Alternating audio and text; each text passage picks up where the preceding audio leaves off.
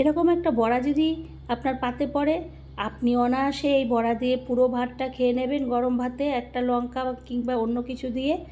আর বাড়ির সকলেও দেখবেন আপনার কাছে এটা দিয়ে পুরোটা খাওয়ার জন্যে বায়না করবে। তার জন্য আমি নিয়ে নিলাম শাপলা বা নাল। তা শাপলার যে ফুলগুলো হয় সেই ফুলগুলো দিয়ে আমি আজকে পকোড়া বা বড়া করব। ওপরে যে সবুজগুলো যে ফুলের থাকে সেইগুলো ফেলে দিয়ে সাদা যে অংশটা সেটা নেব, আর ভেতরে যে রেণুগুলো হলুদ হলুদ সেই রেণুগুলো ফেলে দেবো। আর শাপলার ফুলগুলোর একটু ডাঁটি রেখে দেবো, তাহলে ধরে খেতে বেশ ভালো লাগবে। এর জন্যে যেরকম লালিপাপ হয় ওই রকমভাবে ডাঁটিগুলো থাকবে। এরপরে আমি নিয়ে নিলাম চালের গুঁড়ো, নিয়ে নেব আমি বেসন, নিয়ে নেব কর্নফ্লাওয়ার। একে একে সমস্ত উপকরণগুলো আমি নিয়ে নেব। এইভাবে আমি বেসন, তারপরে চালের গুঁড়ো, কর্নফ্লাওয়ার সমস্ত কিছু দিয়ে দিলাম হলুদের গুঁড়ো, লঙ্কার গুঁড়ো, লবণ আর চিনি।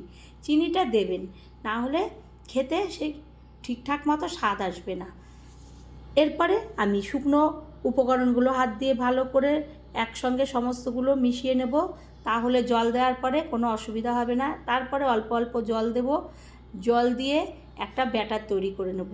আমি আস্তে আস্তে এইভাবে হাত দিয়ে গুলে একটা ব্যাটার, তারপর ফেটাতে থাকবো। ফেটাতে ফেটাতে যখন একদম মসৃণ হয়ে আসবে, কালার চেঞ্জ হয়ে আসবে, ততক্ষণ পর্যন্ত আমি এরকমভাবে ফেটিয়ে যাব।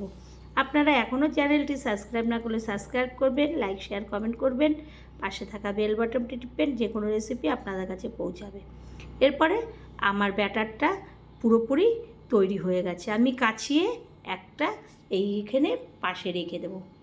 এইদিকে যে আমি নিয়েছিলাম শাপলা ফুলগুলো, সেই ফুলগুলোকে আমি ওই ব্যাটারের মধ্যে চোবাবো। আর ব্যাটারটা একদম পাতলা করব না, আর খুব থকথকে করব না, মিডিয়াম মতো করব, যাতে এইগুলো গুলিয়ে আমি যাতে তেলের মধ্যে দিয়ে সুন্দরভাবে একটা পকোড়া বা বড়া তৈরি হয়।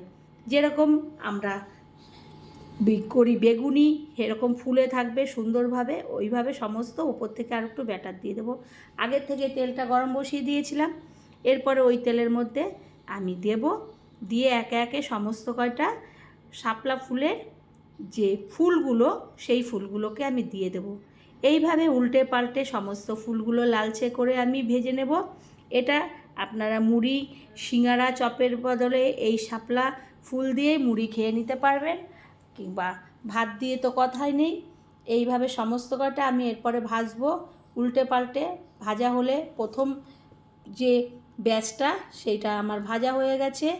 এরপরে আমি দ্বিতীয় ব্যাচটা আবার দেব কড়াইয়ের মধ্যে, দিয়ে সমস্ত কয়টা যে কটা হবে এইভাবে দেব, যে কটা কড়াইয়ের তেলের মধ্যে ধরবে, দিয়ে আবারও উল্টে পাল্টে সমস্তগুলোকে আমি সুন্দরভাবে লালচে করে ভেজে নেব। এই পকোড়া বা বড়াটা আবারও ভাজা হয়ে গেলে আমি উল্টে দেব, এদিক ওদিক করে উল্টে। আর একদম মিডিয়াম আঁচে এই রান্নাটা করলে সবথেকে ভালো হয়, ভেতরটা বেশ সুন্দরভাবে হবে, না হলে ভেতরটা কাঁচা থাকবে, ওপরটা তাড়াতাড়ি সিদ্ধ হয়ে যাবে আর লালচে মতো হয়ে যাবে। এরপরে তেলটাকে ঝরাবো, কারণ প্রচুর তেল ওর মধ্যে চুষে নেয়। তেলটাকে ঝরিয়ে আমি ওই প্লেটের মধ্যে সমস্ত কটা তুলে নেব। তুলে নেওয়া হয়ে গেলে আমি ঠান্ডা করা অবস্থা অবধি অপেক্ষা করব।